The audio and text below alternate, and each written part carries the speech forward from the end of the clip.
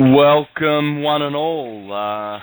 Beautiful day here today, 28th of January. Full moon last night, beautiful in Australia, clear skies. Today's a rather coolish day here.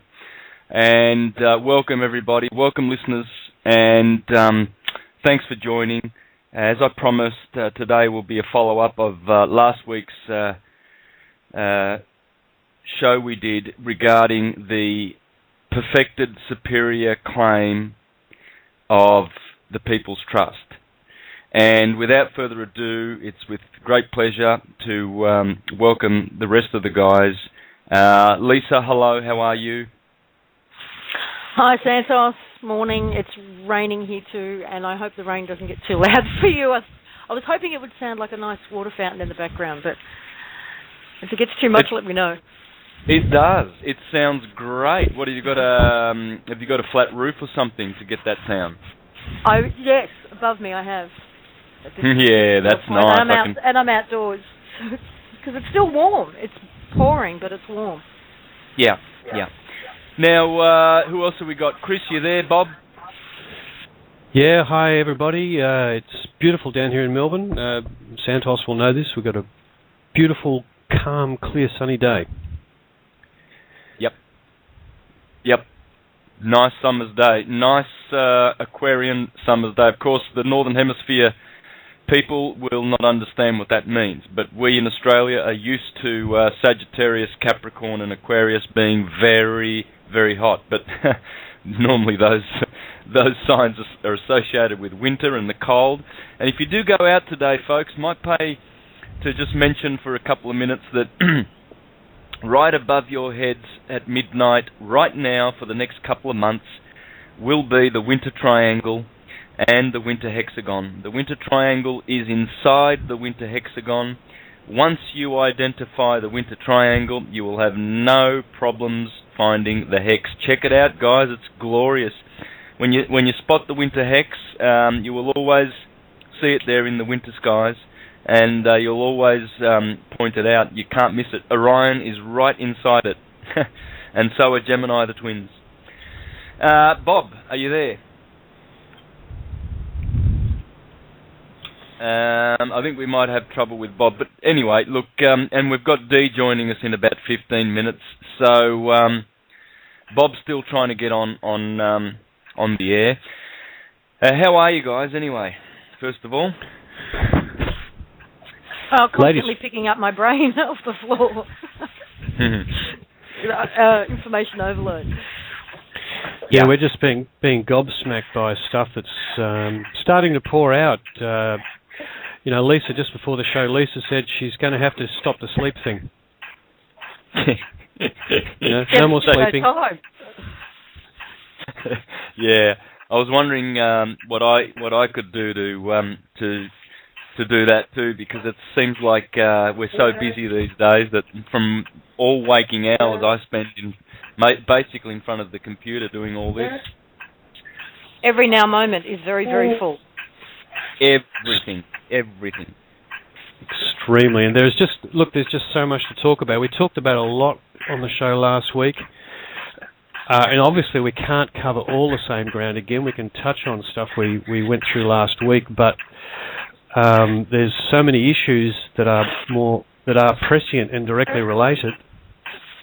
And I believe the astrology is actually for the next couple of months is looking quite stunning, Santos. We started to talk about that yesterday. Oh yeah, okay. Well, let's do a bit of that too today. We'll do that. I did check out the skies for March, and there's some pretty powerful alignments. There's three on the 24th of March. We have three major conjugations. Mercury with Uranus, that's a biggie. We have Venus and the Sun, and we will also have Mars and Neptune, if I'm not wrong, those three. And that's going to spell a lot of powerful energy in the skies for my birthday. And all the way till someone's got some background noise, by the way. What's that? Yeah, I can hear that too. It's not me, though. No, I was just wondering what that is. Bob, are you there? I'm here, but it wasn't me. I was on mute. And hello, Santos. Hey, how are you, Bob? Finally Thanks made for it joining through. us. Yes, you did. We'll sort out this noise in the background in a minute. Never mind. Now, so we'll talk about that in a minute. But, you know, guys, we did cover a lot of stuff yesterday. What I want to do today is open the caller lines in about, in the next, for the second hour. That way people can hit you up with some pertinent questions. Now, we're not giving any advice, and we're not really experts here. We are just sorting through this ourselves. We know all the ins and outs. Well, not all the ins and outs, but we're working those out of the People's Trust, and we're just trying to share as much as we have. So bear with us, folks. The reason I took this show on today was just to do a follow-up and to be able to field as many questions as possible and perhaps cover stuff that we didn't get to in the first one. So, guys, if we were to speak about today, if we could speak about the positive subject of how we can now act knowing that we are under a perfected superior trust. Now, the powers that be or that were may not acknowledge it, but since the rules of law are those, and they perfected the trust perfectly, we can confidently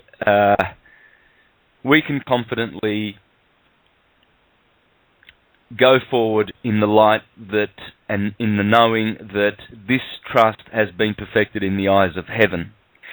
Now, we know that the corporations that currently operate on this planet do not acknowledge that, and so there's probably going to be a little bit of a confrontation there.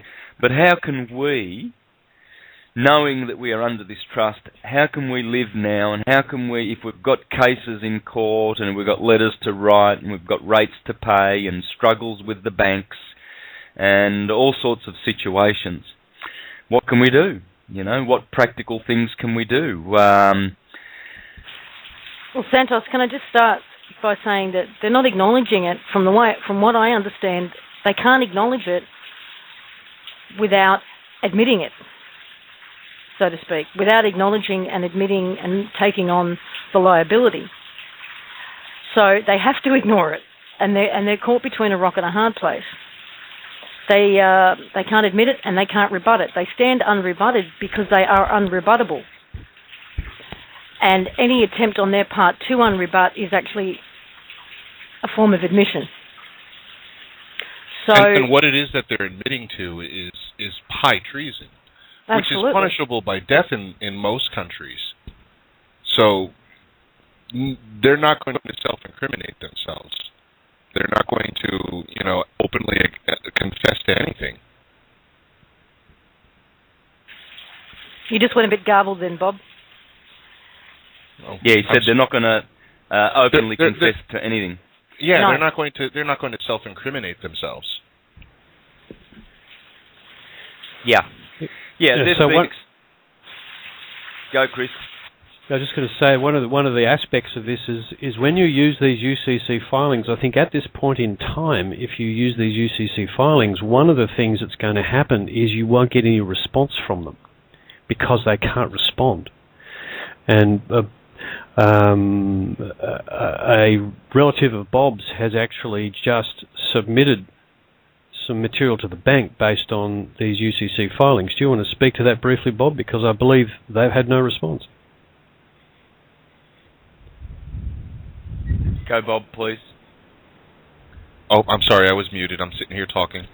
Yeah, my uncle had a court case, and he was fighting against the line of credit that they were saying that he supposedly owed, and he submitted the UCC filings. He actually did the personal filing, had it recorded, and submitted the entire template that was provided from the One People's Trust as far as the declaration and order is concerned. And he sent that in along with the commercial bill and gave them 72 hours with which to respond. And, of course, they did not respond. and I don't expect them to. But as I learned in kindergarten, silence is golden. So, and what will eventually happen is either they're going to try to ignore it, and which is something that, understand that they have always been pretending to be a court. They've been pretending to be a government for 150 years. And it's all a pretense. It's all a charade. And they're going to try and continue that charade until people start to embody. And this is one of the things that you really have to, this whole idea of embodying the being of free. And when you do that and you stand your ground and you remove all of those illusions and you let them know that you know that they're pretending, then the charade is over. The game is over. Because they can no longer pretend to be acting in the place of any sort of authority figure, because there's none there. It's like a paper dragon. And it may look fierce and show its teeth and growl and even smoke, but the substance behind it is air. And that's all it is. And people need to understand that there's no substance behind their authority unless you consent to it. Yeah, it's all done by consent, guys, and it all begins with our signature. These people, although we know that the bar is a group of dishonourable traitors practicing their practice of legalese on you, spelling that out with their black magic spells in court on you with their bits of paper, that is dishonourable. And yet, they need your signature so that they can, quote unquote, be honourable in their practices. You see, so they do all things in honour. First of all, they invite you to sin. Now, I've done this in my presentations. Sinning is signing. That's why there's a silent G in there. Never, ever sign for anything, people. Never, ever sign for anything. You're going to sign anything, box it, or put V.C in front of it because you were signing under duress, or just avoid signing anything, because that's how they do it. They want you to sin with them. If you can sin or sign with their papers, then they lick their lips because they know that their magic is perfected on you and they can act honourably according to them. But they're being exposed. Beautiful things are happening around the world. I did mention last week about the Italians that I'm hooking up with now on a weekly basis. For them to have discovered that the Republic of Italy is a corporation registered in New York, and to find that their government is from New York, is very, very upsetting. It's very upsetting. Same thing is going on in Australia. The state of Victoria, where I was born, is registered in New York. The Commonwealth of Australia is registered in New York. They've done a switcheroony on us. And so basically they've taken everybody off their respective lands and brought them onto some kind of a maritime ship over there in New York, run by the Vatican and the Jesuits and the Zionist banksters. And they have to cease and desist. I guess. What do you reckon, guys? Lisa, we also have Brian from American Kabuki. Can we get? I think you've also got Dee there too in the queue. She's already with us. And I just before you bring him out though, I just wanted to address the concern people have is cops, because they're the first line of offence,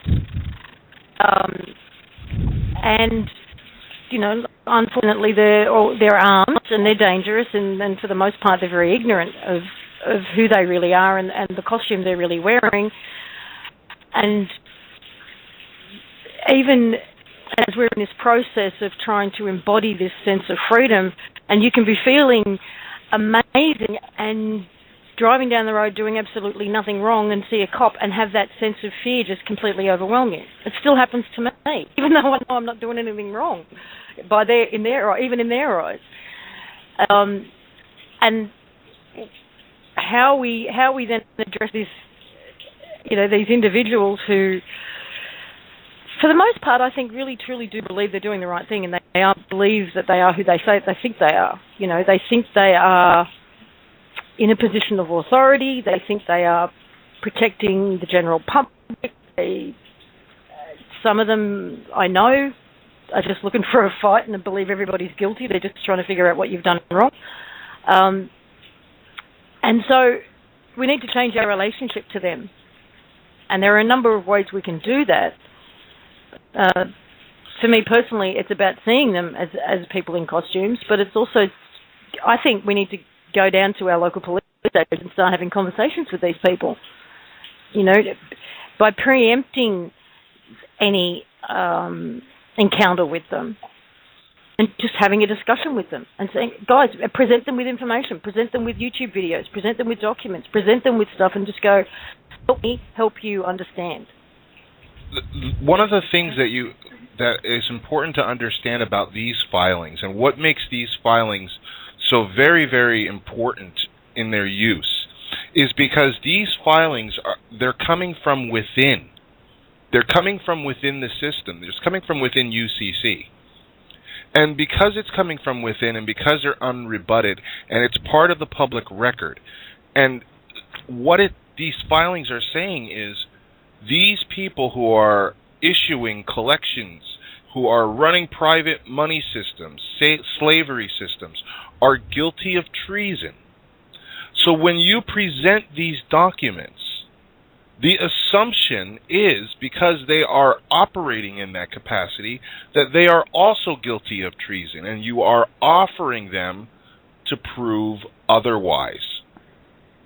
One of the things about what Bob's uncle did is very important in that his document creates a link. His UCC filing, his personal UCC filing, is permanently linked back to the People's Trust filings. And when and if the system tries to contact him again to take up the court case against him that they think they have, all he has to do is point back to his filing, which points to back to the People's Trust filing, and say, excuse me, you haven't yet rebutted my last claim, please rebut. And at some point he may wish to add extra terms and conditions to any further communications, which he's also entitled to do. And that's the powerful part about the UCC stuff, is the interlinking between previous significant filings related to this case and your own. You create that link, it's permanently in place. They are forced to rebut, and you've got to keep drawing their attention to it because they'll try to ignore it. Beautiful.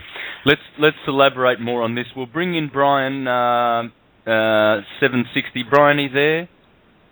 Yeah, I'm here. Can you hear me? Yes, we can. Loud and clear. Thank you very much for joining us.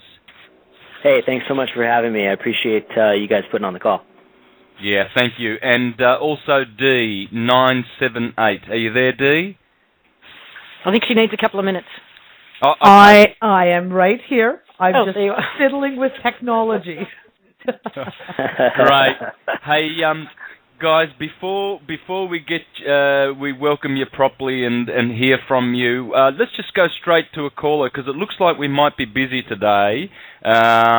We've got 253. Can we take that caller then? So 253, are you there? I am. How are you guys? Very well, thank you. Good.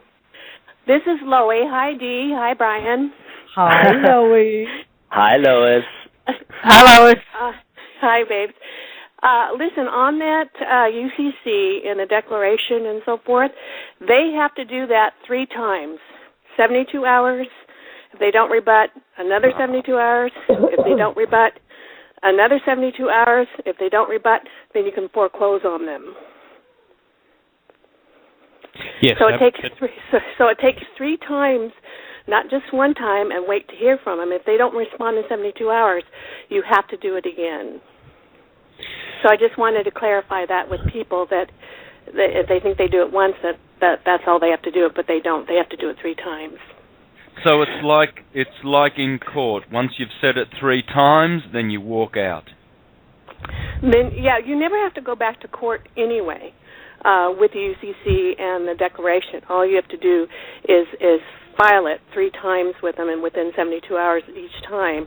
And if they don't come back at you, then you can foreclose on them. Now, Lois, if you mistime that, if you come back, say, 90 hours or 120 hours later and refile, is that significant? Or is it just more than 72 hours? I think it has to be 72 hours, but that would be a question that you probably want to pose to Heather. That's my daughter, Heather Ann Tucci Giraffe. Yes, indeed. So hey guys, this is Brian. I have a quick response to that, to you, Lois, because I was speaking to a woman by the name of Angelina on Skype last night, and she's been trying to fight this traffic ticket using very, obviously not the UCC docs that have only recently come out over the course of the last month or so, but through her own channels, she helps people fight against foreclosures and what have you. And the thing is she's going through what she believes to be all the proper procedures, but the whole thing is getting sandbagged because she's just one person, and there's nobody there to enforce the law on the people that are breaking it. So the big issue here, and I know that it's going to be the main issue coming up for a lot of the people that are going to be calling in, is where does the enforcement come? And Lisa, I know you brought this up in the chat room recently. I just got done watching the movie V for Vendetta. I'm assuming that probably most of the people on the call have watched that movie, and the significance and the parallels to real life that are going on between that movie and what's happening right now in our reality are so significant. And I had an aha moment. At the end of the movie, the finale, all the guys come out in masks, and it's all the citizens that are standing up to fight for their rights and fight for their freedom. They made the comment at the beginning of the movie, people shouldn't fear their governments, the government should fear the people. And when one person tries to do this on their own, there's a really good likelihood that they're not going to be taken seriously. There's not going to be anybody there to enforce it. But when groups or masses of people start to do the same thing, I imagine, 100 people on the steps of a courthouse, fighting against the court systems, and that kind of thing will get media attention. All of a sudden, the people that are breaking the rules are put in a position where they have to succumb to the reality that what they're doing is wrong, and now all of a sudden, because they're in the spotlight, they have to address it.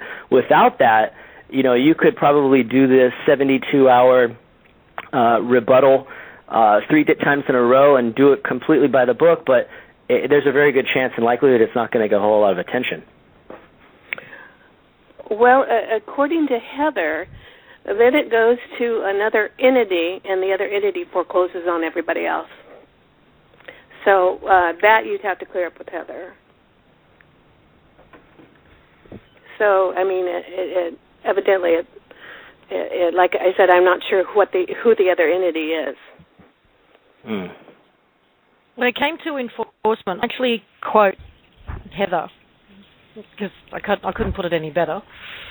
We are doing the mechanics of enforcement now.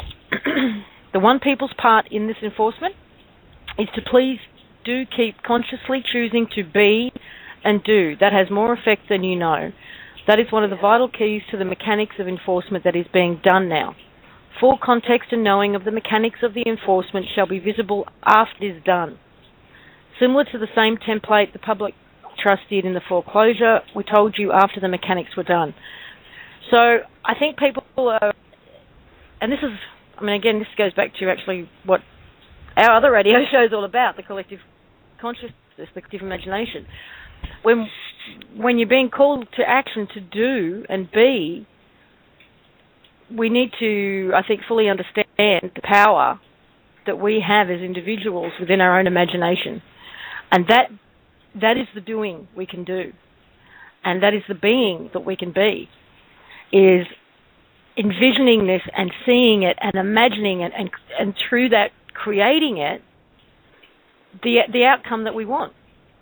Don't underestimate the power of that, because enough of us have done that individually and collectively consciously and subconsciously leading up to this point that has allowed this to manifest in the way it has right here, right now at the end of 2012.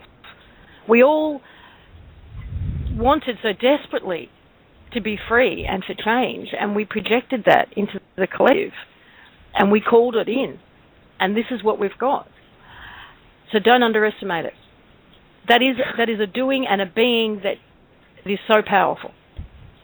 And I would have to say that the act of sending paperwork to them is an energetic transfer as well as a paper transfer, and it's a big sign to them that we know what the game is and that time's up. And the more paper they get, the bigger the message they'll get. Doing that and being that is probably going to amplify that energy, and that's what we need to get it over the line, because I think enforcement will roll out when this goes public. I'm not sure we'll get a lot of satisfaction because the system will try to ignore it until it just can't. Mm. And that I think, was that Bob? Yeah. Well, no, that was Chris. Bob, Chris. I think this is Brian. I think that's really it. You know, I think when Heather wrote that comment, the lines, what I got the sense of reading between the lines is that does everybody remember? I don't know if anybody, especially Dee, when you were writing on your blog, and a lot of the Intel people were all in silence, and there wasn't a whole lot of information going out because everybody was supposed to be real tight-lipped, and it wasn't like it was like there was no updates and no updates and no updates. Well, the One People's Public Trust, that they were the driving force that was behind what was going on during that silence, and right now they're doing the same thing. And even myself and Dee and Lisa and some of the others that are in constant communication with Heather, gosh, what seems like 24 hours a day over the course of the last couple of weeks, we don't even know exactly what's going on. Nope. If we did, things would probably make a whole lot more sense for us individually, and we'd be able to share what we could. Heather's very transparent. Everything, for the most part, that she shares with us, we share on these shows, and the lid has been blown off this whole thing. But what happened then is the same thing that's happening now. There's something big, astronomically big, that's going on behind the scenes right now that's getting ready to explode, that is going to create an environment where, this is my belief, where I think the shadows and the remnants of these systems that are still there to enforce these illegalities, like the courts and the law enforcement and so on and so forth, the plug is going to be pulled from the socket. And and everything is, this light is going to get shined into the darkest shadows, to where it all just comes out. And that's I think the tipping point that we've all been waiting for. And by all means, I don't think that anybody that we should stop doing and being and creating this amazing energy, and everyone, gosh, websites coming up in various countries all over the world for One People's Public Trust and what they're doing. It's beautiful. The energy that is being created is awesome. But I truly believe that there's going to be a time here in the very near future where we're not even going to need these documents. People aren't going to have to go in and fight anymore, because the systems that they're fighting against, the remnants of those systems aren't going to be able to hold themselves up on the house of cards that they're stacked on right now. Yeah, Heather said in the very beginning that there are no forms to fill in. I don't believe we have to do any paperwork ourselves. She also said recently that the beast is starving, and what we're seeing,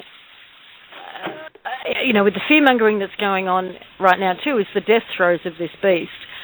And someone else gave a beautiful analogy on one of the shows I was on last week, I can't even remember, about the vine. A building being covered in a vine, the roots have been pulled out. It takes a while for the leaves and the rest of the vine to die off.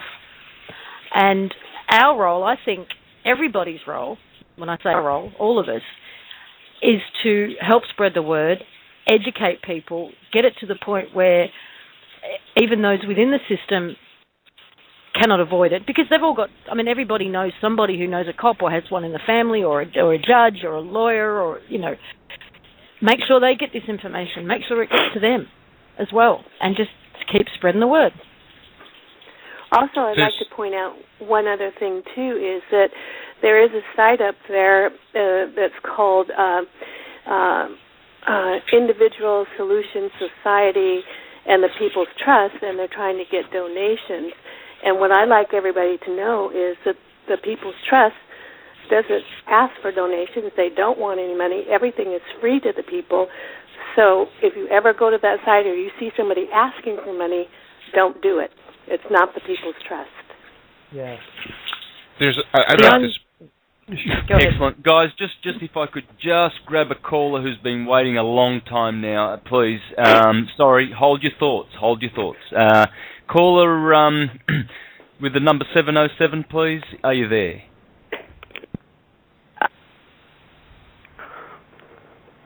Hello, caller 707. Hello? Yes? Oh, God. Hi. Hi. Hello. I just want to ask you to define what the OPPT and the People's Trust is for the layperson, please. Who'd like to take that? I can take that if you. I'll have a go at that. Okay, the People's Trust are a group of very skilled lawyers who, inside the system some years back, decided to take a stand and use the system against itself to correct the injustices they saw as being against humanity.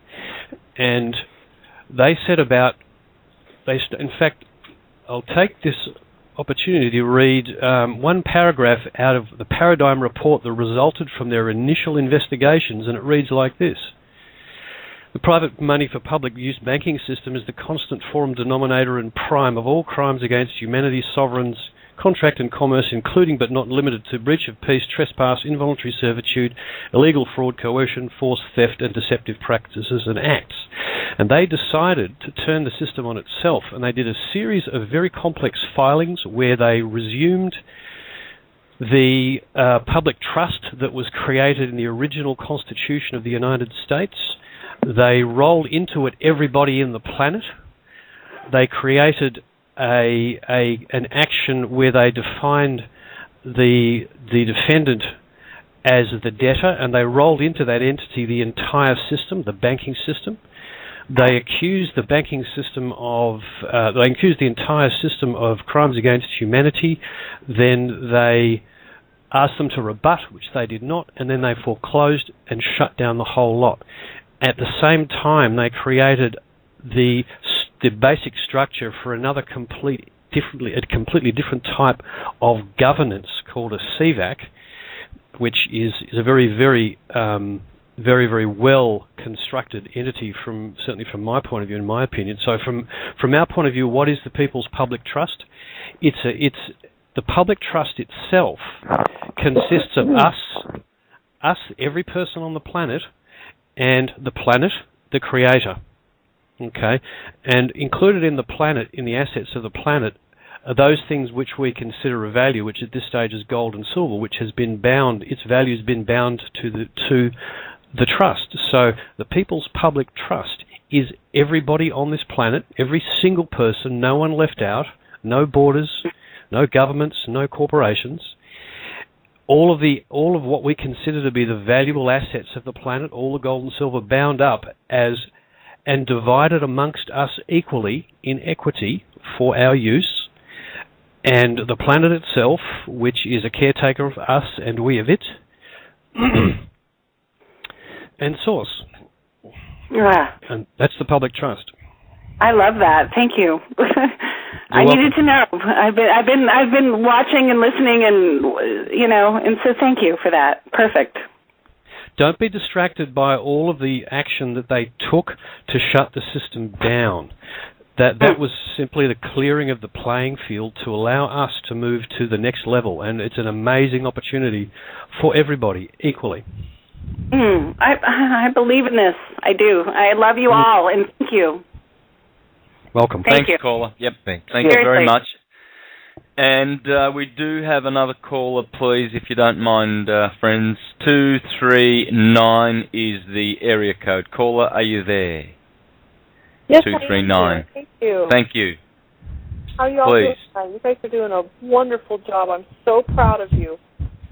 Just a comment about the UCC documents. It's something that I've been thinking about and something that I think would be a benefit if we could figure out how to get it done is to create a webinar that could teach folks that are in the know or that are involved in what's going on now, that are following the sites and following the actions and that kind of thing, teaching them how to utilize the UCC documents and then letting them go out and then, in turn, showing other people how to do it, and let's just get this rolling. Is that a possibility? Can I jump in here for a second? This is Dave. Please. I was just going to say, we have had some of the most incredible people come forward in the last few weeks. People who are being and doing and have taken it upon themselves, who are in Canada and the States, putting together templates to be able to file the documents for people to complete instructions on how to fill things out. Someone has built a forum so that anyone who is filing UCC documents can get together with everyone else and they can discuss it and they can help each other out. There is just tons and tons of people kind of coming forward and saying, okay, well, what can we do? Let's go. I'm going to be and I'm going to do, and this is what I'm going to do. So hey, Dee, talk about what Hope is putting together also. Oh, that's phenomenal. If you have not had a chance to read it yet, Hope Girl 2012 has put out the business plan.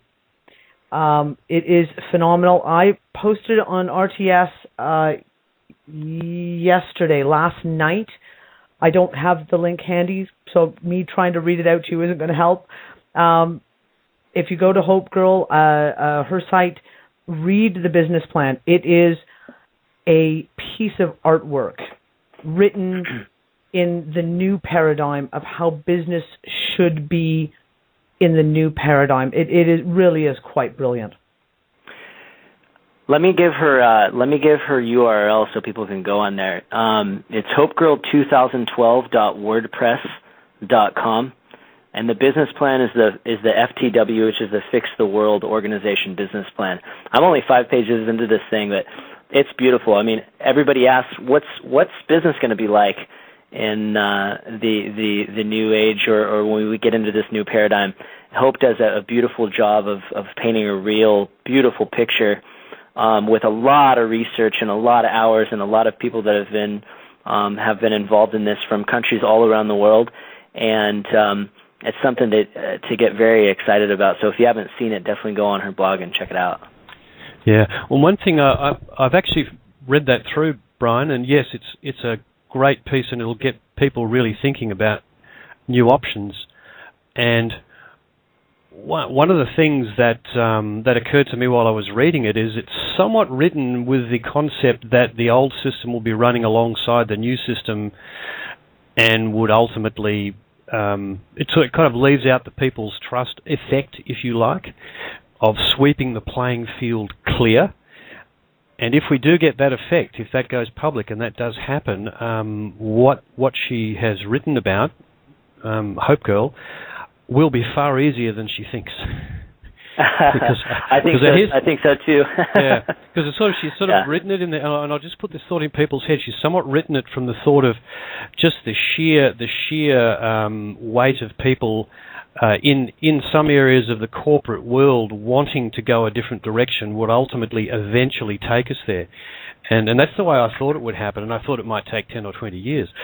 But what I think will happen is when we get the release of absolute data, that you will find not just companies but entire sectors of industry. It won't just be one car company. All the car companies, some of them might just disappear because there's no reason for them to exist anymore. But what you'll get are the passionate people in that industry immediately being drawn to one another when they realise the opportunity they've got, and they'll reform entire industries in a very short period of time.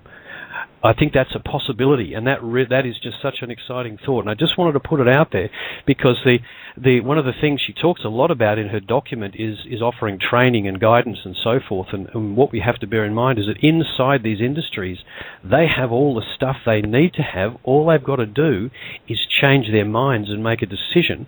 And the passionate ones will do that, and the ones who are just working it as a job will go off and do something else. And I think the effect would be like a nuclear reaction where energy spreads to molecules around it, and the whole thing just goes nuclear. I think it could be extraordinary what we'll see happen. Chris? Yes? Hope is in the queue right now. Yep. I'm aware of that. Let's pull Hope in then, please. That's 810, Hope. Are you there, Hope? Not getting her. 810, I believe. Yeah. Okay. No, we're having a bit of a problem getting Hope. We'll look out for her. Continue, please. Yes.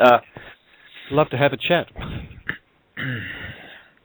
There's one thing I wanted to speak to, and that's about the beingness.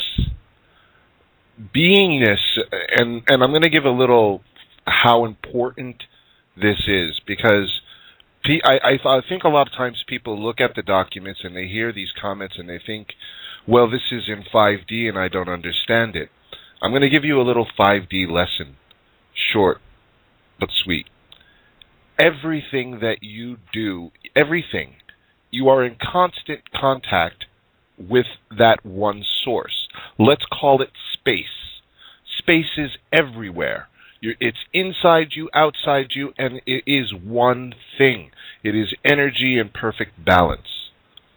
Anything that you do, and that includes thinking, feeling, is going out into the space and is instantly known by the entire space, just as if someone were to touch your toe, your whole body knows that your toe has been touched instantly. Everything that you are thinking, everything that you are feeling is information. It is forming the space. Everything that you are being is an act of creation. So when we ask you, what is it that you choose to be, we make a choice on what we choose to create. And we do that by our predominance, whatever is the predominant energy that's coming from us. And if you are still in fear, if you are still in that slavery mentality, if you are still bowing to an authority, well, you are creating more of that reality. Every person that has come in contact with the One People's Trust have been in an act of creating it. Otherwise, you would just not get this information. You wouldn't be listening. You wouldn't be tuning in. It would never occur to you. And there are many people that are in that category right now. So this, in my opinion, is probably the most important thing that's happening on the planet right now. So why isn't it worldwide news? Because not everyone is being free. And if you are listening to this and you've come in contact, you are one of the creators also of this One People's Trust. So it's important for all of us to make those choices in what it is that we're creating, because what it is that we're creating is what we're choosing to be. Yep, beautiful. Well said, Bob. Thanks for that. It's the I am, and we are part of the I am. For how can we diminish ourselves and separate ourselves from all that is? So I am is the name. And I do recall that that's one of the things that Heather stressed, to be the I am. We don't have names. These are corporate persons. They've reduced us to corporations so that because by law, individuals cannot be taxed, but corporations can. So if you have a name and you go around declaring that name, well, it's going to be taxed. Because it's a person. It's personal property, which belongs to, the military-industrial complex. So I am is the way to be. So do we have hope there? I wonder. Okay, well, we're still waiting for hope. So anybody that would like to pitch in, please. Well, I can address another question. I can address another question that comes up frequently about the CVACs. People wanting to get the CVAC branches activated. I know I'm getting emails from all around the world saying, I'm from Italy, I'm from South Africa, I'm from Croatia, I'm from Belgium. How do we get this CVAC activated? And I got a response from Heather this morning on this, which is CVAC and all branches definitely can be used by the one people. However, absolute data, not one piece missing, is coming out now. Do the people want to make an interim decision or an informed conscious choice based on the absolute data? Do they want to make the conscious choice to not be responsible and be governed, or do they want to make the conscious choice to be responsible and practice self-governance? For now, the CVAC and the branches are, all branches reserved, are holding the powers that were in their place so that the one people of this planet have the opportunity to receive all the data and make an informed choice by their free will, each one. So it's a matter, what I took from that is that it's just a matter of, like she said, that at the moment the current structure is being held in place so that we can all catch up and catch our breath and allow ourselves to receive as much data as we need in order to make an informed choice about where we go next. Let's not rush into anything. Let's allow ourselves to sort of sit and be within ourselves and see what's next. Not everybody is ready for self-governance. And I think we need to get to the point where everybody is, to some degree at least. Does that make sense? Makes sense to me. I'd like to throw something else in here too, is some information that came to me a couple of days ago because I asked for it to come to me, and it came to me. And it came to me in the form of one of the students of Peter Shelton and Michael Monk. And he essentially was passing on a message to me, and it was this, that there's going to be massive changes, that one of the issues is going to be a great fear reaction from the general population because of this, just the magnitude of the information is going to be overwhelming for them. And I think this is playing into what Heather's trying to say to us is that it may be premature to jump in and activate CVACs right now because of this information event which appears to be imminent, and that we need, we can't act unilaterally at this point. There really has to be as many people as possible involved in the decision to activate a CVAC and do it properly, because yes, you could start one, but then you've really got to do something with it instantly. There's a lot of responsibility there, and it's not to be taken lightly. And his message to me was that the fear reaction is best dealt with by going to that empathic place to understand that we're all going through different versions of the same process, and some of us are more ahead than others. And as Lisa just said, many people out there aren't ready for this information. They have no idea any of this is going on. They haven't got a clue. That cuts across society. That cuts right across everybody around us. And like as we may, to really jump in, should we be waiting until everyone's had a chance to at least become aware of what's going on? And the other message he had from me, which I'll just throw in briefly, is that the light workers, that is the people who are actively pursuing this and all the endeavours where they're trying to help the planet energetically, spiritually, are the most powerful group on the planet, and that they are pulling in all sorts of different directions, and the big message to them is we all have to pull together, and the sooner you do it, the sooner we'll get over the line, that we really have to start looking in the same direction and moving forward as one. There's a tendency in the light worker community. Sorry, go ahead, Brian. Or was that Bob? No, that was me, Bob. Oh. There's one thing I just wanted to put out there to everyone who's not on board with the One People's Trust, because I see a lot of myopic vision happening. Please look over here. Pay attention to what's going on around you. Everyone has their own projects and things and their own aims.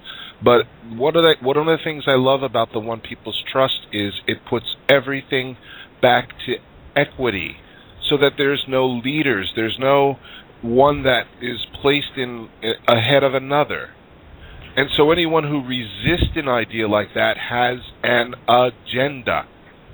And I'm sorry to say that, but it will show what your true intentions are when you are faced with pure intent. And that's one of the things that I think we really need to have is pure intent.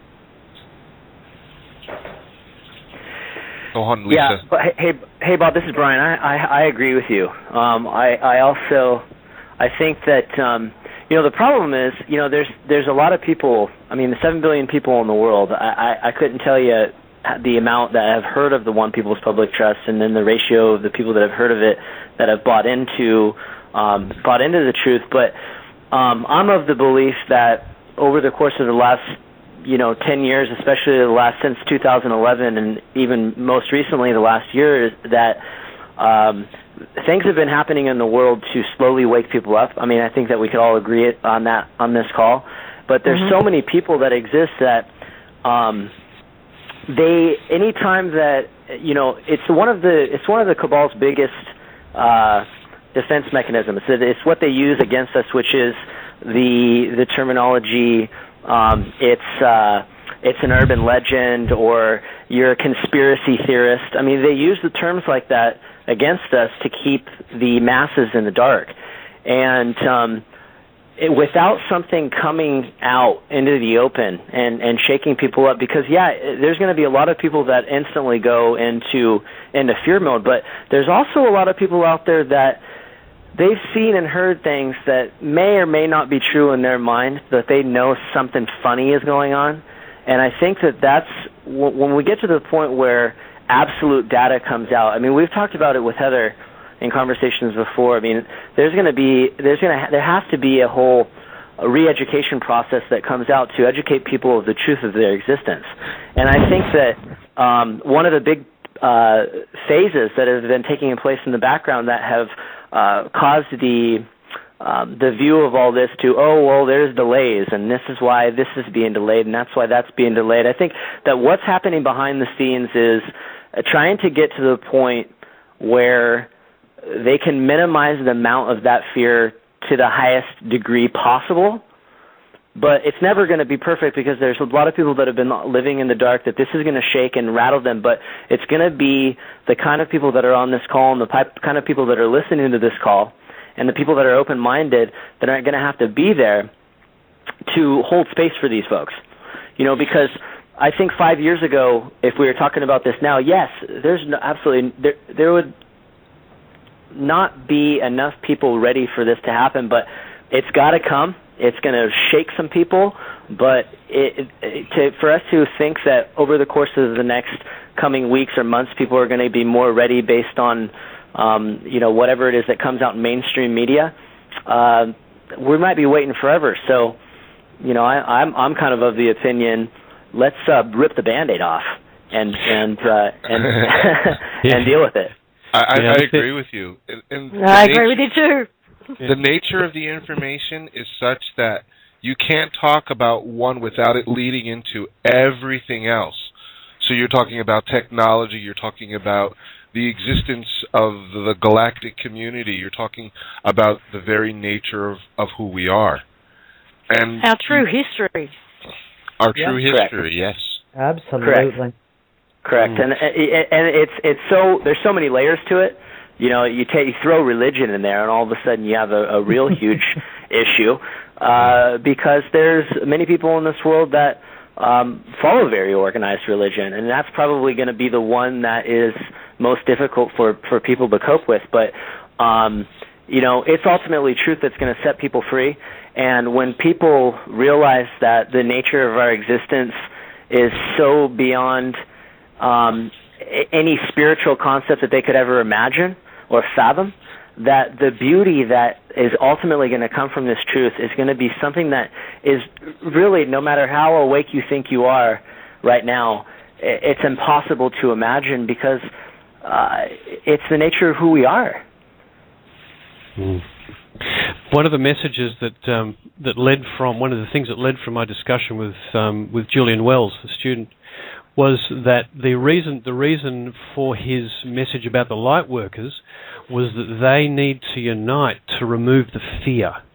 Okay, because energetically in the background, they're capable of doing that. Just in the way that mass meditations have a dramatic effect on many things, they will have a dramatic effect on the level of fear if they act as one during the period of time where absolute data is being released. And if anyone's, light workers out there listening to this is really, really important because we can move forward much more quickly and smoothly if we remove the fear.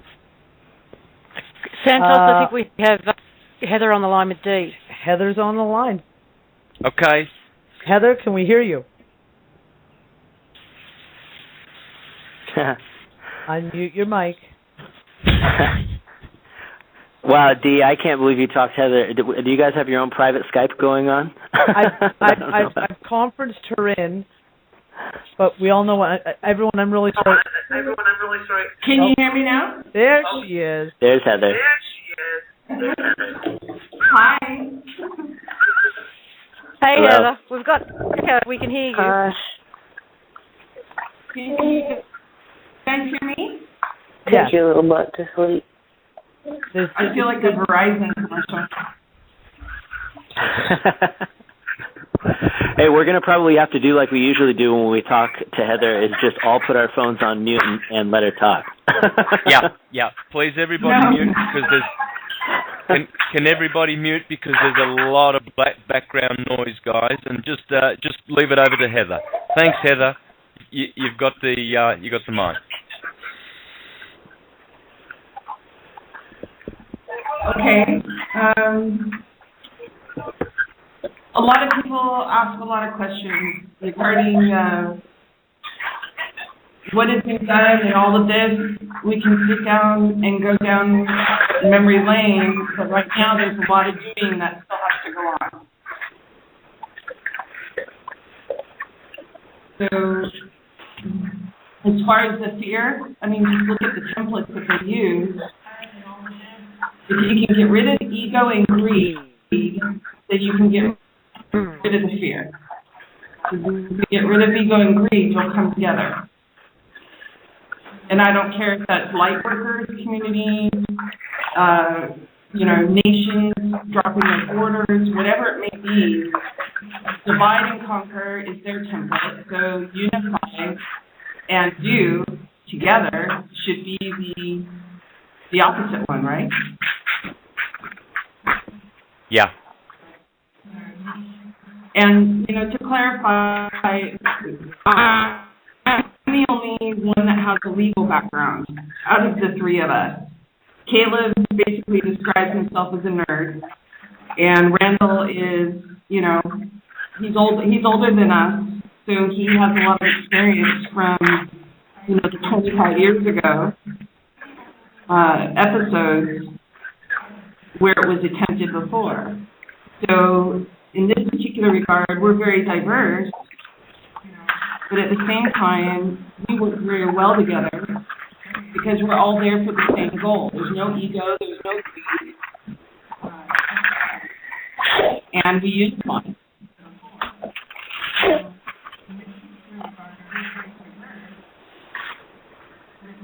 There's nothing to fear, and if I went through the data that we work on, it would take so much time that you would actually hinder and delay this. So at this point, when I get asked about enforcement, we're just going in there to do the enforcement.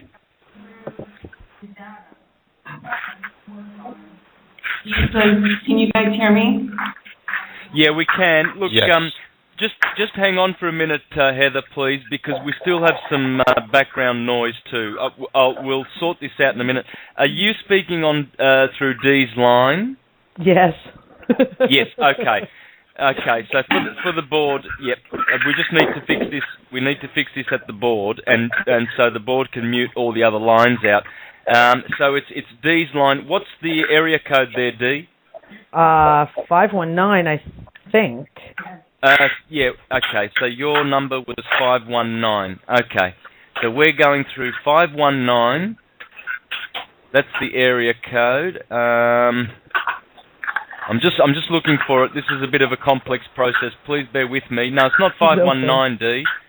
I'm sorry, hon. I'm calling on Skype, so I have no idea what number it could be.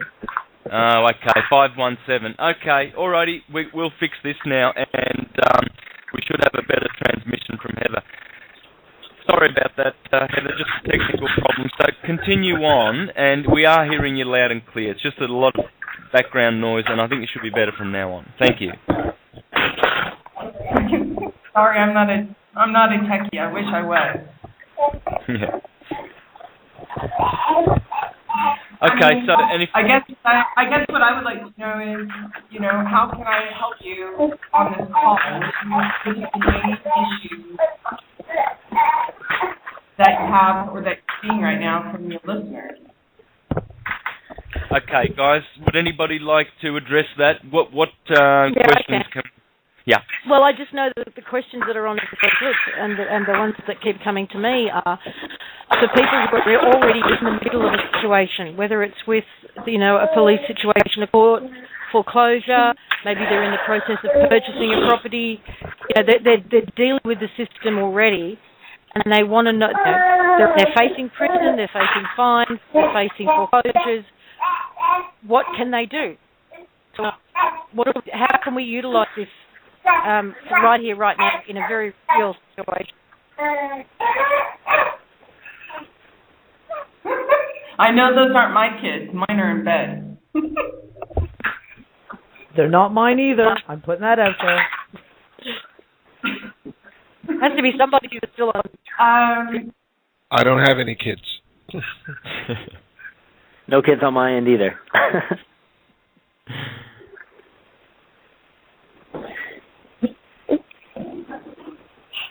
Okay. You got anything that you can say towards that, Heather?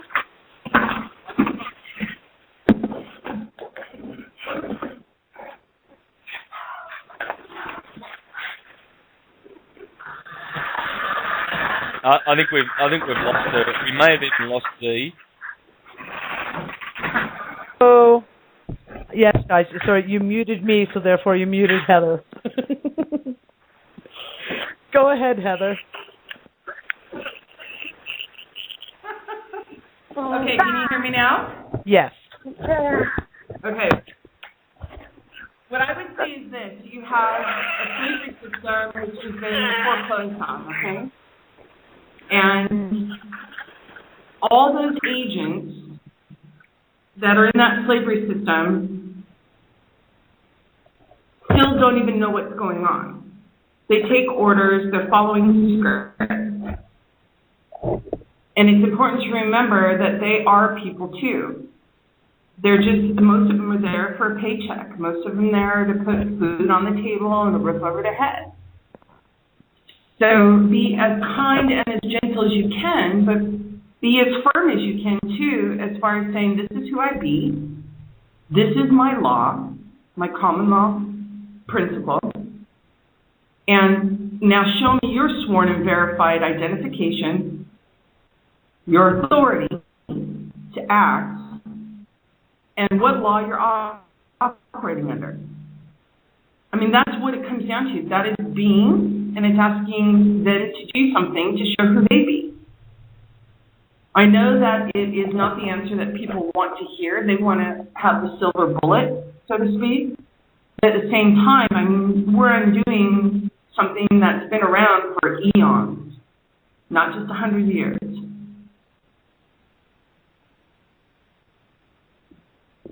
Wonderful, very true.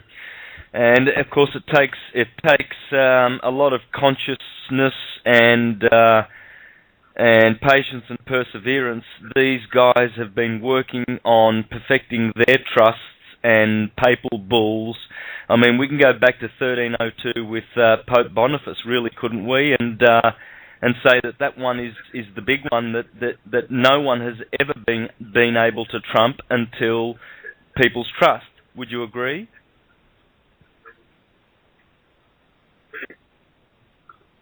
Yeah, I mean, well, that was kind of the key, was that going back to prime, going right back to source, was the only way to go back in and clear stuff out that is hidden or not seen. So, like, a lot of people have been sending me David Wynn Miller stuff regarding quantum language and all that. Yeah, that's a huge part of it, and he brings out a lot of information that is true. You know, data that just hasn't been known for a long time, and only by those select few. Not even our U.S. Supreme Court, the purported U.S. Supreme Court, most of them didn't even know all that stuff. And there's a whole bunch more they don't know. So the only way to go in and make sure everything was back to prime, starting over, 0 point, was through the same system that they went in and basically enslaved everyone through. So there's no more hidden anything. Everything needs to be transparent. If something isn't transparent, there's a reason why. And I don't choose to partake in that. Everything I do is transparent. Everything Caleb, Randall, everything that I choose to do with others should be transparent. If it can't be, there's a reason behind it, and I have to start questioning what's the self-interest or special interest here that may be damaging others.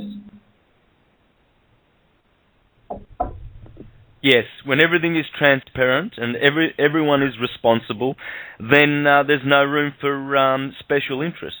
Okay. Well, special interest is okay. Self-interest is okay, but not when it damages any other. Exactly. And enslaves mankind in the process. So I've always said that the system works. It's just that they don't tell you how it works. Number one, the first evil, and the second one is that they've run a system in debt rather than in credit, which is impossible to experience any kind of freedom. So there's two negatives that have already been repaired, really, with this. Yeah, I mean, well, everything's been repaired. Now it's just a matter of being. And, you know, I was told all the way through that there were certain folks that were not going to give up the powers. I think right now what would be a hard concept for everyone to grasp is that the powers that were on this planet, they're really not the powers that were. They're brokers. They really are just brokers, similar or akin to the brokers in a financial trade aspect. There are other wizards and big dogs behind that curtain. Otherwise, your powers that were would have shut down already. So, you know, that's the part, and that's why I say enforcement. I'd rather just say here's how the enforcement went when it's all done, because there's so many aspects that people don't have the data for, and the data is mind-blowing to the point where you're spending all your energy trying to explain things to everyone and hold their hands. It's better just to go in and do it.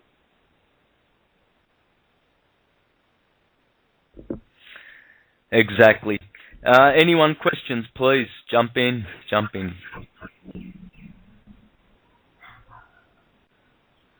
No, we all just like to sit back and listen to Heather talk. And we have such a clear line at the moment, I'm just amazed. Yeah, the line's clear. It's beautiful. Heather, one of the things I just wanted to express to you is the gratitude. And I hope that you're receiving all of that energy, because I know that you've been... I don't know when you sleep, or if you sleep, but... I just wanted to express the gratitude that you and the other trustees, Caleb and I forget the other one, Randall, sorry, have done, and we are very, very appreciative of it. Actually, Heather, I'd like it if you could address the gold exercise that was put out as well, because a lot of people on this show may not have come across it and may not understand the importance and impact of it. Is there anything you can address there in regards to that gold exercise? Sure.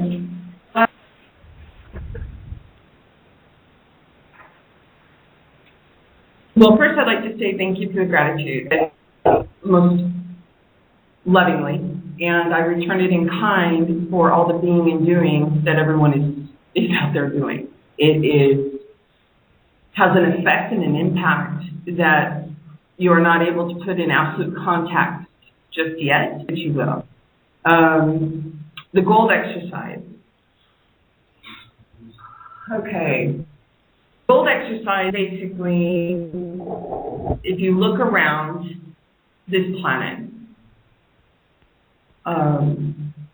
you may notice that things are alive. We don't really see them. It's just sort of like driving to work, every day. You don't pay attention.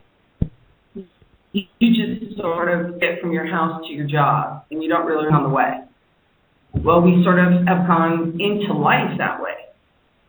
And it's not much of a life. So if you just stop for a minute and look what's around you and recognize that there is energy, everything is energy. If you aren't able to recognize energy in something else, is it not foreclosing or affecting the energy that you are?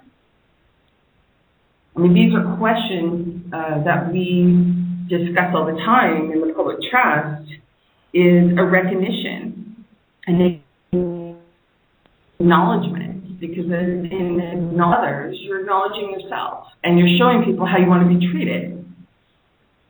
So when we go through this gold exercise as animate, less than any other energy. And a lot of people don't know about, St. Germain's trust and the particular gold that purportedly is inside. And it's a living gold, like a biological gold.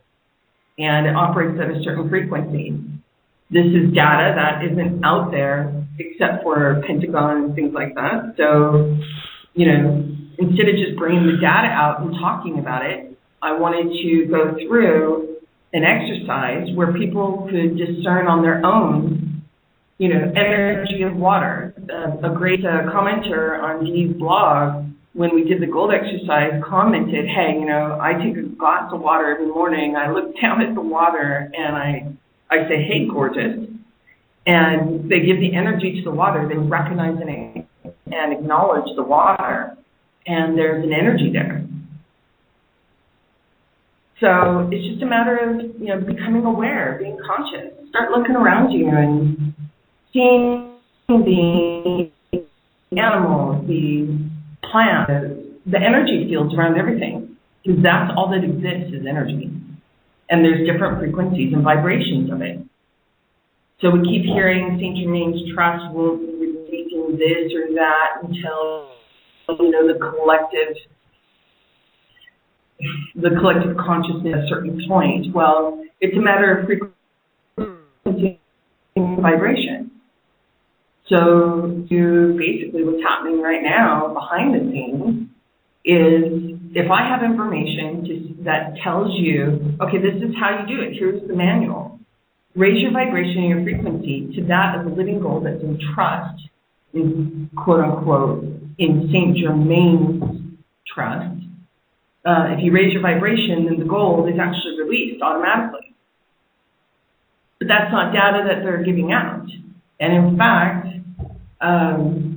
purportedly St. Germain works very closely with Pentagon, and the Pentagon is in the example.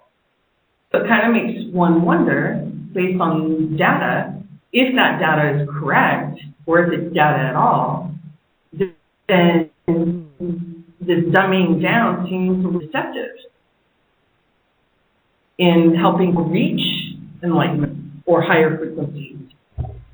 These are things that people need to consider. That's why I'm saying absolute data allows you to discern from within what resonates. Your guys' tools of resonance are operating at a much more sensitive frequency right now. So contrasts are really obvious. I don't spend the energy to answer emails or public statements by Drake or Casper or any of these other guys, because right now my energy needs to be paid to doing. So does Caleb's and Randall's and everyone else's. I don't want to talk. I'd rather just do. So I do enjoy conversations of how do we do? How do we create? How do we co-create? That's exciting. Talking about the old stuff, that's not exciting. So I hope that sort of explains the gold exercise. It was to bring in awareness, but done from within. Not telling you, here's this, here's that. I really enjoyed watching people do the gold exercise. I mean, the comments were just like, yeah, I got it. And you know what? It's living, it's dancing, it's breathing. And if you look at gold in such a way that it's energy and no less than you, all of a sudden you kind of start to question, perhaps, well, when I say my gold, our gold, am I not enslaving an energy just like I've been enslaved and I'm energy? So these are things to consciously think of. It's all about energy. That's the prime. And that's where we're working towards right now.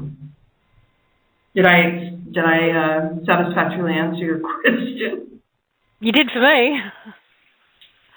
Absolutely wonderful. For now, for the moment. Yeah. Yeah. Wonderful. Definitely. All right. Heather, look, I do have one question, Santos, for Heather. It's Chris here. Heather, how are you? Yeah. Hi, Chris. Hi. I just self-muted. Sorry about that.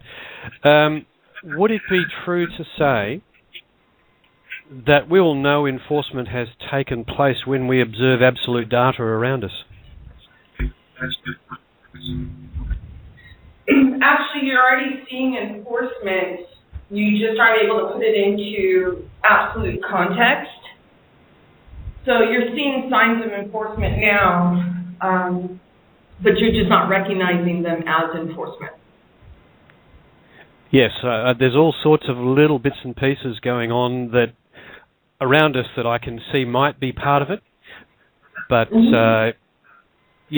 like everybody who's observing things around us going on at the moment, very difficult to tell what's real and what's not. But I don't think we'll miss it when it really kicks in. Yeah, just be open to the data. Call the data into you, and data will come out. Once you have all the data on the table, that's why I say take your time. There's no rush here, except for, we're moving as fast as we can here, but just be aware. Look at the data, consider it, discuss it. The more aware you guys are, the more being that you be, and the more doing that you do, visible, all this data comes.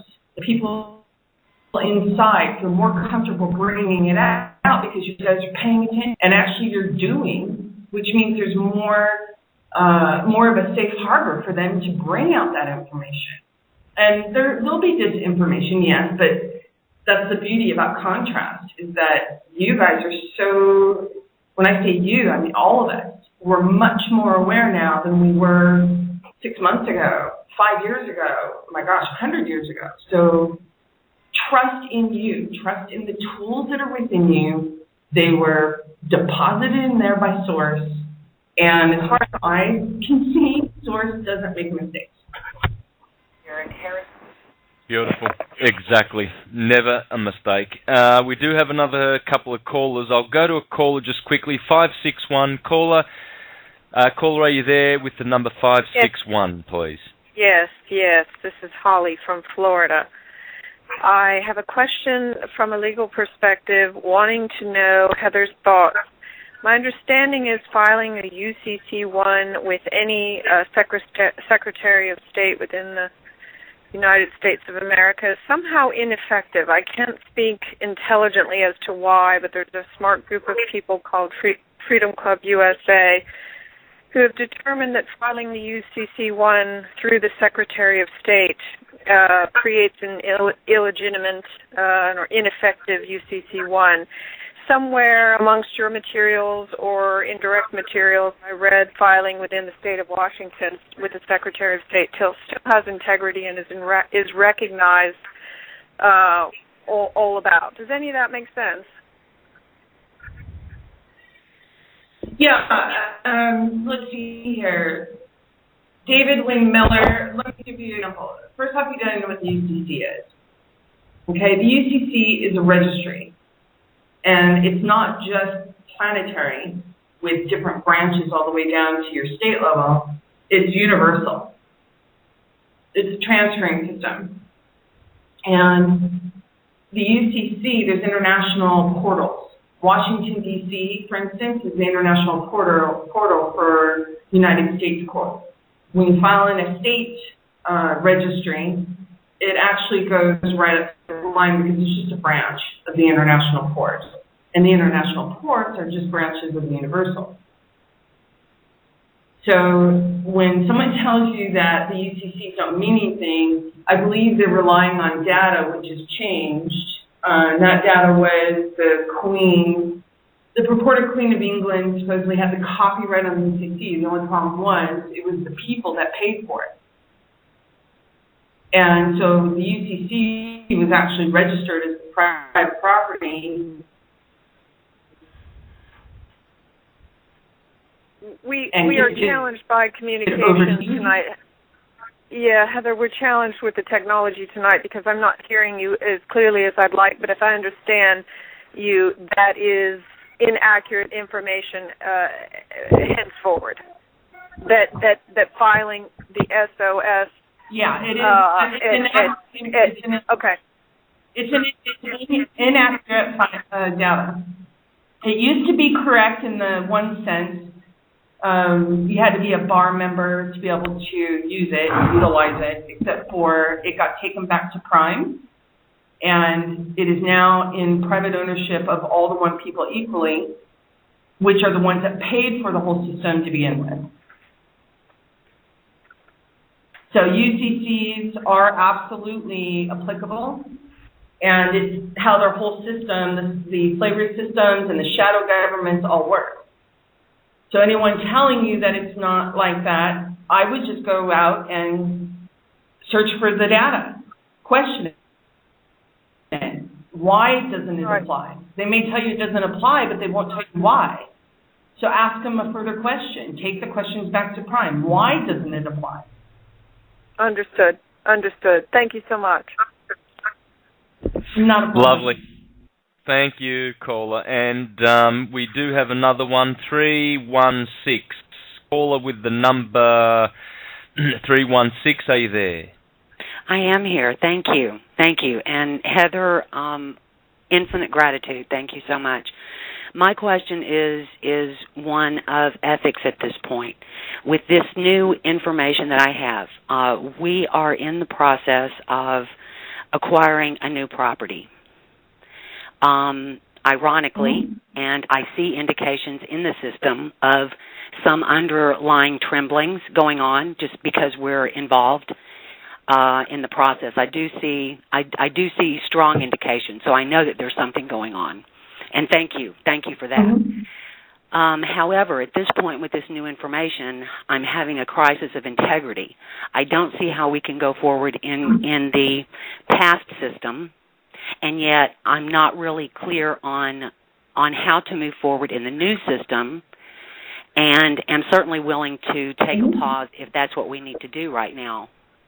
And I'm looking for... I had someone... Oh, sorry. Go ahead. I had someone with a similar question. They wanted to buy a piece of land, a home. Yes. And, my cousin was married to Peter Schiff. I don't know if you know who that is. He's Europac, Euro-Pacific Capital. He's always on CNN, Squawk Box, whatever. He claims to be the 1% of the 1%. And for years, he wouldn't allow her to buy a house. They could only rent. And I never understood it until I was going through the investigations and everything else, and all the mortgages are fraud. There are no loans, not unless you can rub coins together, say how you sweated for them, and then hand them over to someone else for a promise to pay back. And so I'm sitting here now, we use the house as a test case, and right now we're just renting because I know that when this is all said and done, we can always all go out there, and the relationship with Earth is going to be much different because you realize that you're a co-custodian, you're a co-trustee, you're co-responsible for how this Earth is treated. So at that point, it's a matter of, okay, I want to build a house, I want to buy a house. So for me personally, and this is just my personal choice, we're just renting while we finish up what's going on. And then at that point, we'll make our decisions on how to proceed forward. I know we're resetting how that kind of a venture is done. It's going to be more responsible, and it's going to be more accurate. We had to take all the land titles back to Prime because they were all sitting there with the Vatican, and that was all over the world. Do you have any vision or insight in so does how that explain this? Your question? It does. It does, and even aside from the fact that we wanted to purchase a ranch and farm and bring it back to a self-sustaining system, that's beside the point. It's just in a matter of how to proceed, and I think I'm going to take the advice that you gave a little bit earlier and pause and listen, and rest assured that we will be guided as long as, ethics and purity is our intent. It's going to be all good. I'm grateful to be on this journey with all of you, and I'm so grateful this day has come. Thank you so much for your energy. I can feel it. And look within. You have all the answers within you. Thank you so very much. Thanks, guys. Good night. Good night. Thank you. All right. Guys, any questions from amongst the panel, please?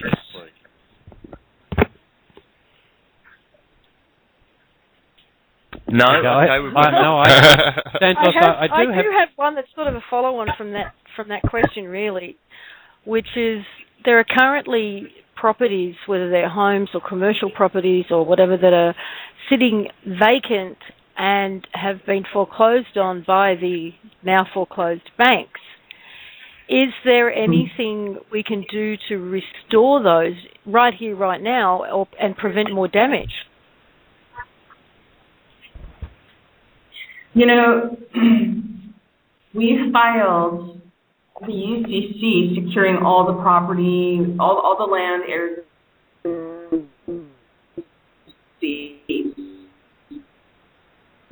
I think that was the first part of August. End of July, and a week after we did that, all of a sudden we were getting reports that the banks were stopping foreclosures, and the brokers, the high net worth brokers, were really upset because they couldn't figure out what was going on. And what I would say is this is Earth. We are all co-responsible for this Earth. If you see something that needs to be taken care of, you have that responsibility. I'll send out the UCC that specifically goes to the land and the airs and the seas. If you put yourself, register yourself as a co-custodian under your full personal responsibility and liability,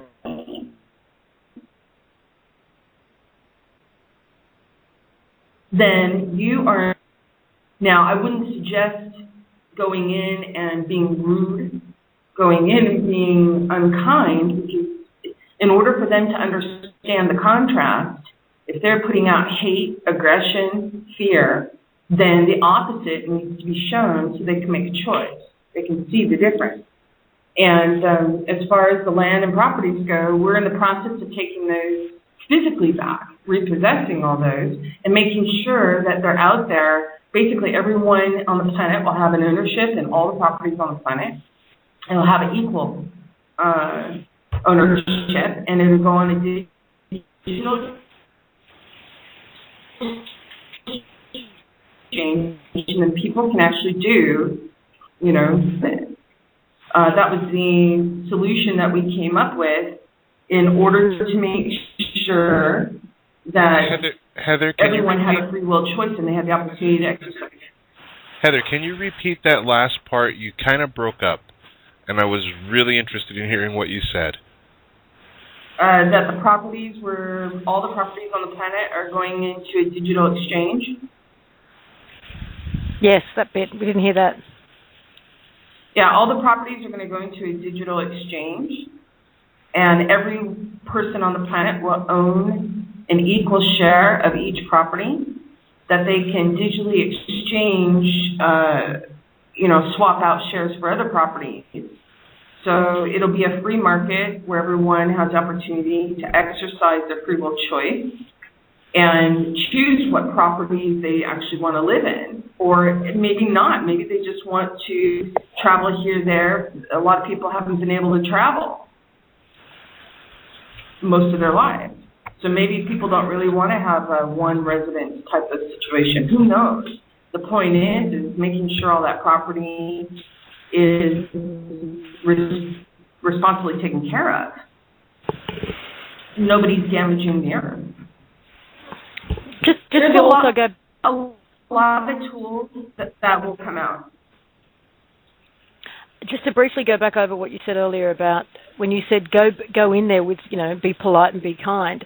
Are you talking about going into the bank in question, or are you talking about court situation, or are you talking about the UCC when you say going in and be polite and kind with paperwork? Well, not even just going in, just anything that presents itself to you at this present moment. Just be kind. Be graceful. Be in love and private system. In all your dealings. Yeah, in all your dealings, absolutely. And just to live that, to be that, and be responsible, and that will filter through in all of our dealings, no matter where they are. And look, we do have one more call. I want to take one more caller, and then that'll be it, because we'll be down to 20 minutes, and then I would just want everybody just to round off their thoughts, please. So, can we go to caller 901, please? Area code 901. Caller, are you there? Hi there. Hi. Hello? Hello. Yes. Please. Yep. My name's Bill from Tennessee. How are you? Very well, thanks. I am interested in a follow-up with that ethics question. In other words, I think one of the things the young lady was getting at was, how do you go into a situation in the old system and knowing that you may end up being out of that contract almost as soon as you get into it? It almost seems like we're doing something wrong if we're going into it knowing that we're not going to end up having to pay, even though a loan may have never been created. It's just this mind thing, perhaps, in this transition. Does that make sense? Yeah, it does. Everyone has to make their own choice. You have data. Look at the data and see what resonates with you. Right. Thank you. Yeah, I agree with that. And secondly, what would you do for the moment in a non-judicial state where foreclosures, they don't seem to be occurring as rapidly, but I think they're still occurring?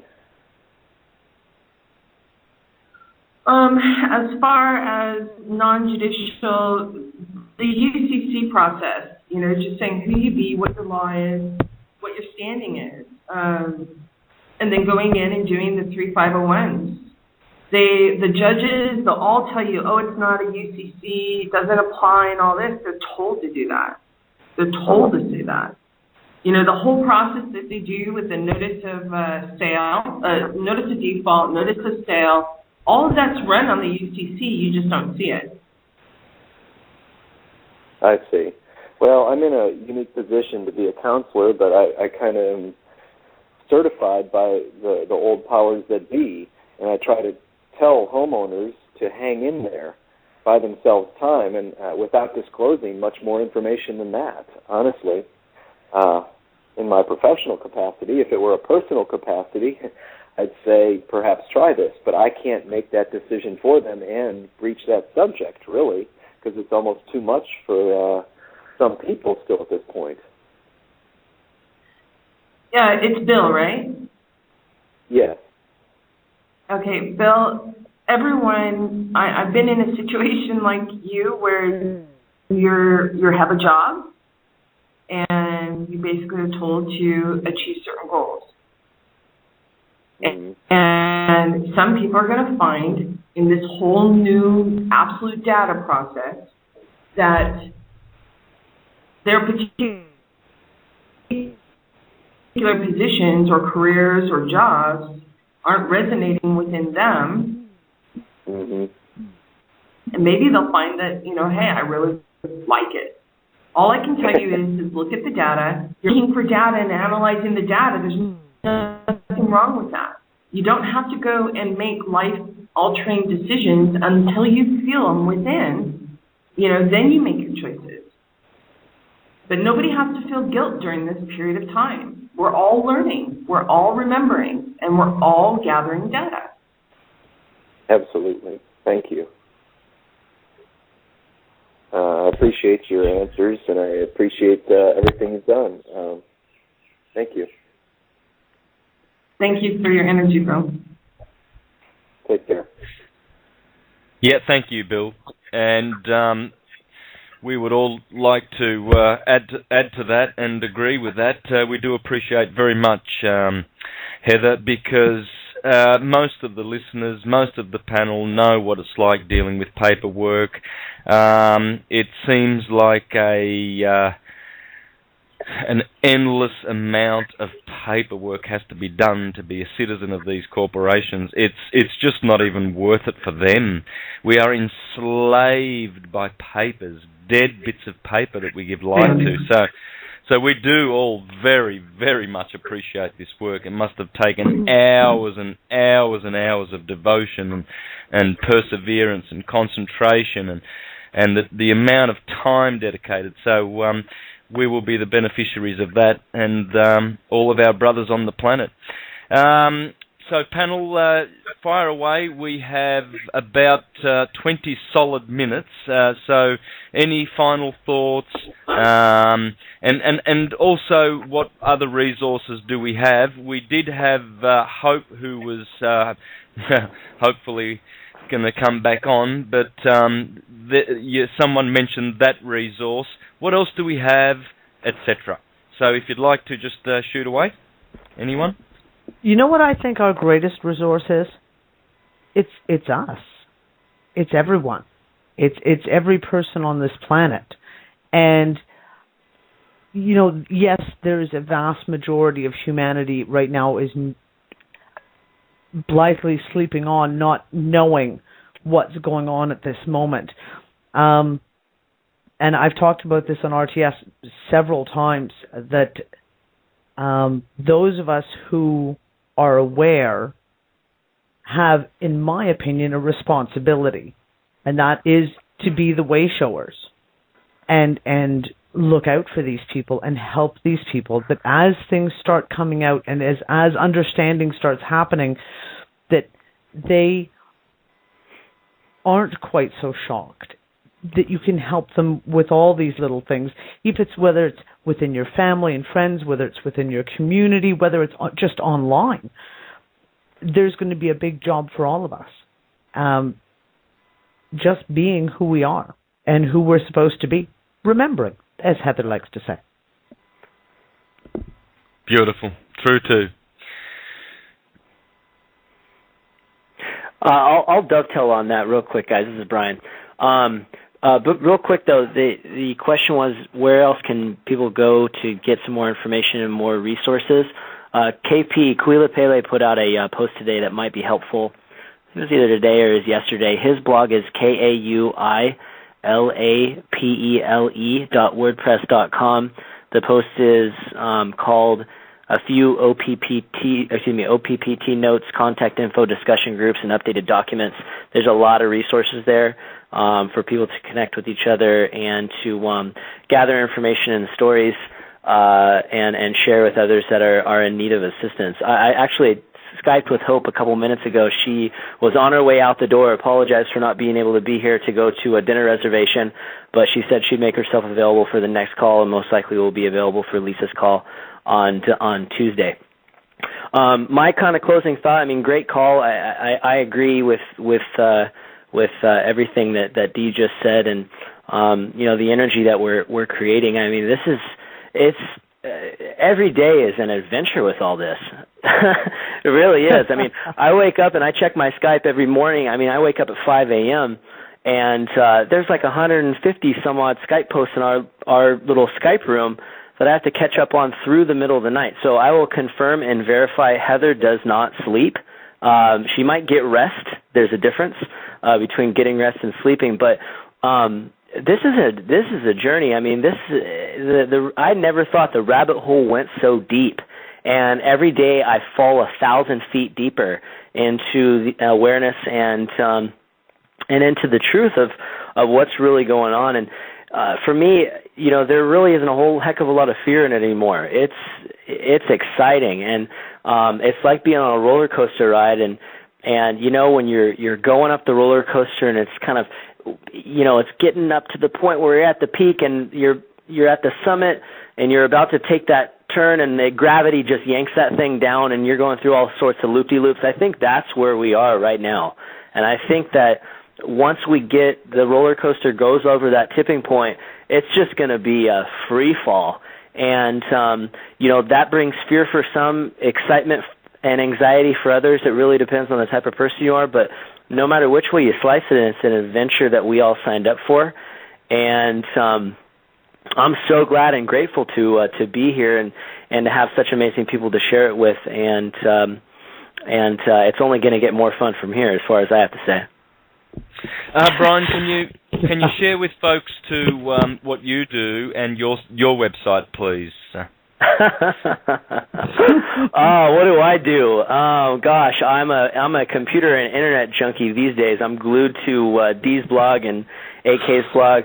I'm attached to American Kabuki's blog, americankabuki.blogspot.com. Really, I'm just a reader of all this stuff, and I was kind of introduced to the scene with a consultation I did with Poof a couple months back that got put onto American Kabuki's blog and went viral.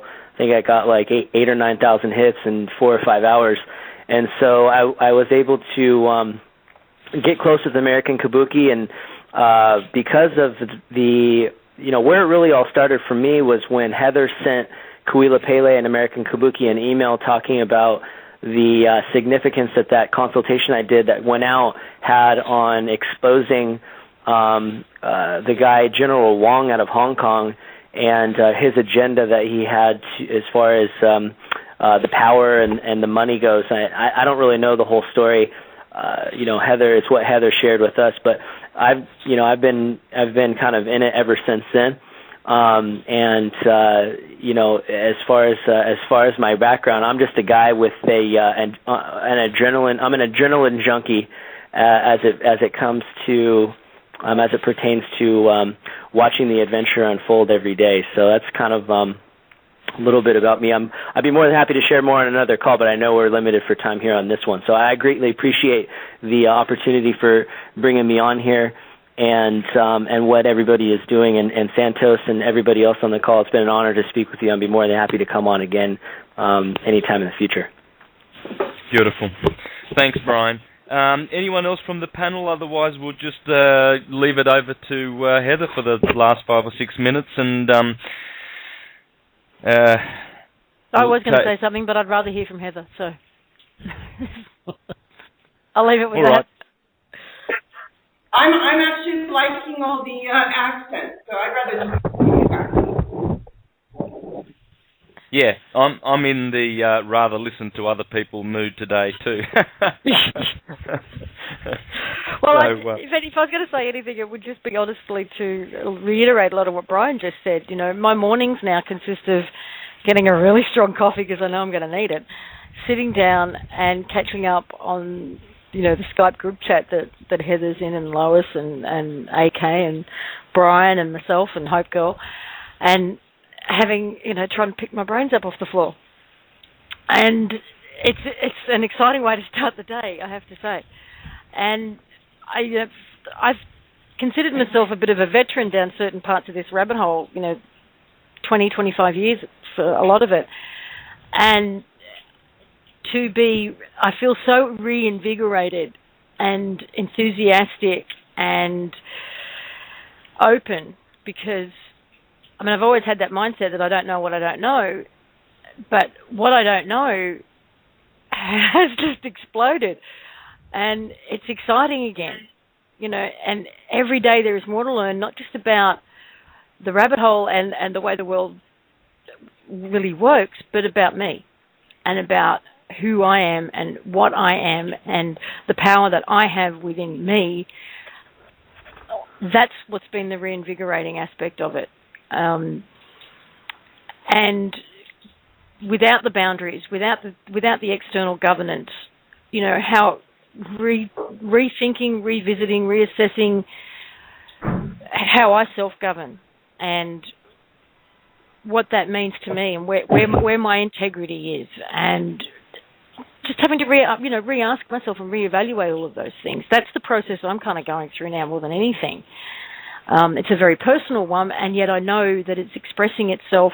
The way I'm expressing itself is changing, and the impact that I'm having in my environment is changing. So it's a whole new journey yet again, and it's brilliant. I'm having fun.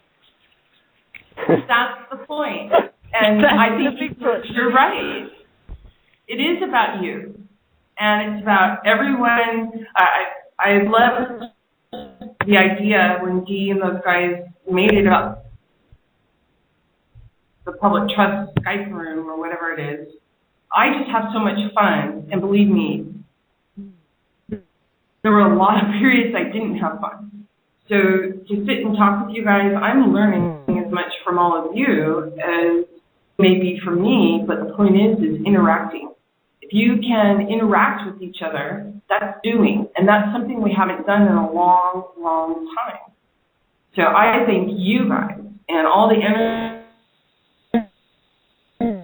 that you give me, I give back in kind.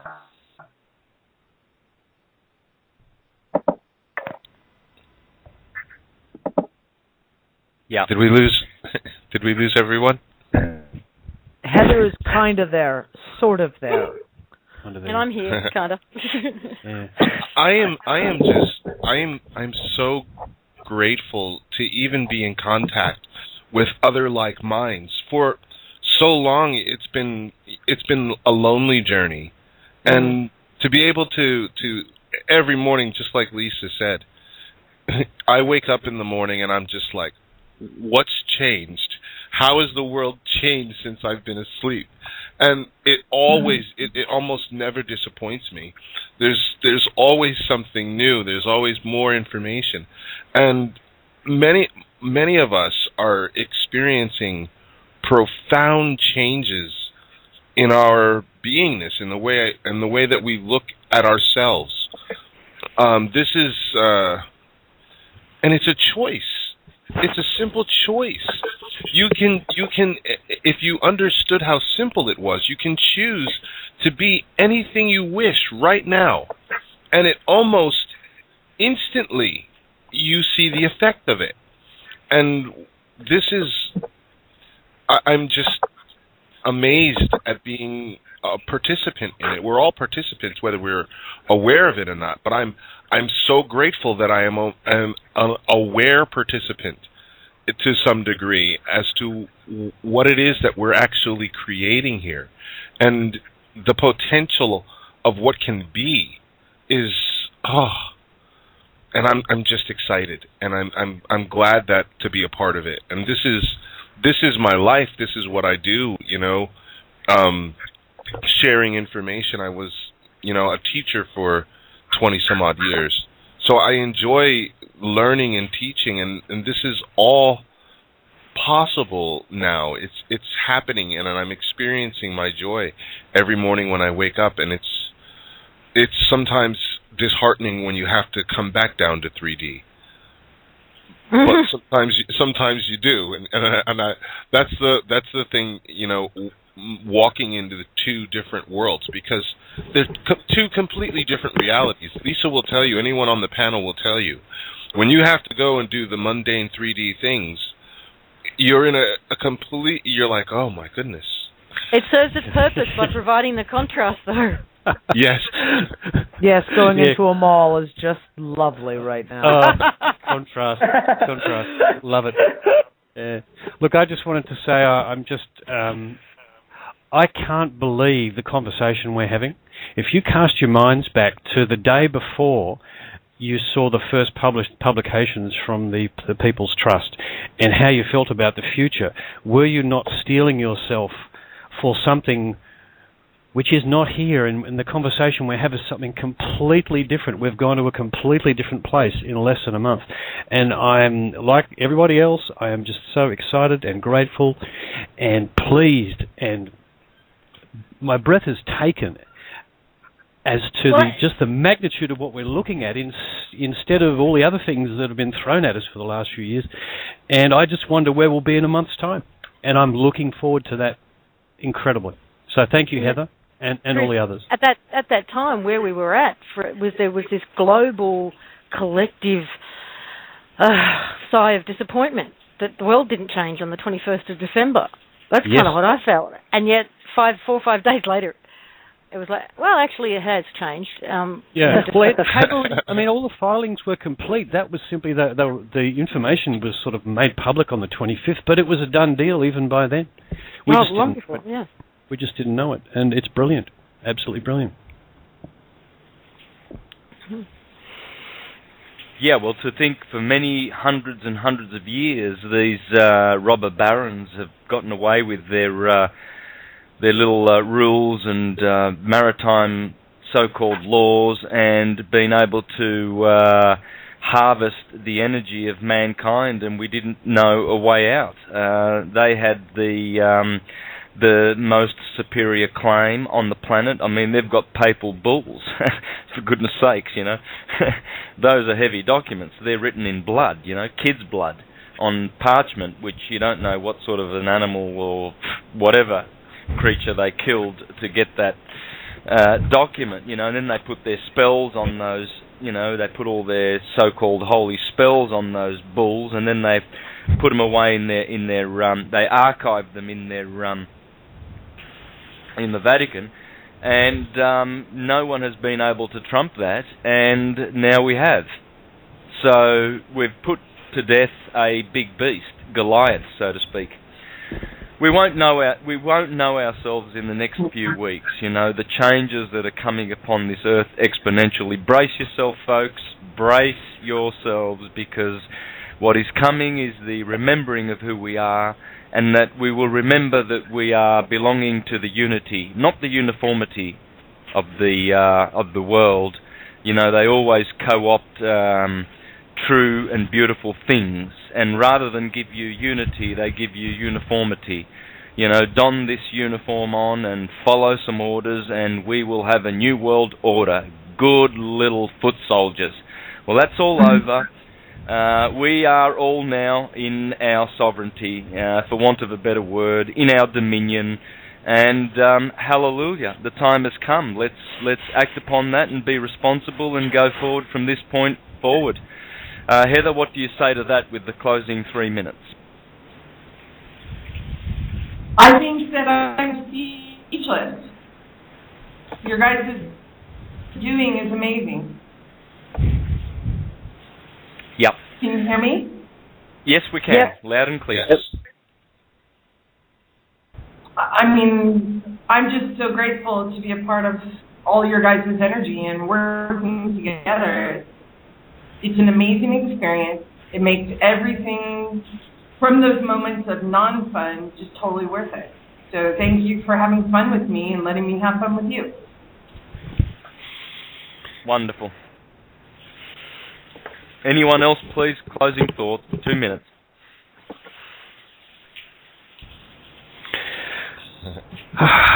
All right. I've had my say, so I'm good. No, I'm okay. good. I'm good. Look. Well, I'll close it out then, friends. Thank you very, very much, everyone, for participating. Please continue. With perseverance, we will see the beautiful things that are in our hearts unfold on the earth. There will be that beautiful paradise that we have always longed and known could exist. The potential is there. We know it. The time has arrived. Now we have got most of the tools, if not all of the tools. We have all of the tools to go forward in honour, to live in honour. And if it means only that we have awakened on a personal level, well, how beautiful is that? When you awaken to your divinity, it doesn't matter what the powers that were or that think that are can do to you. Because then one knows that when you arrive at the knowing that you are all that ever was, all that is, and all that ever will be, they can destroy your body, but they can never, ever destroy the soul. So, folks, thank you for listening to Freedom Reigns and Syncretism. This is my last show on Blog Talk too, by the way. I'm very, very busy with other commitments now, as I shared with you last week.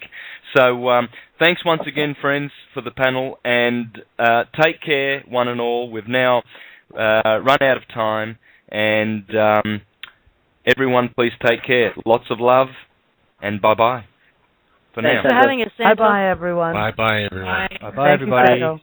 See ya. Bye-bye.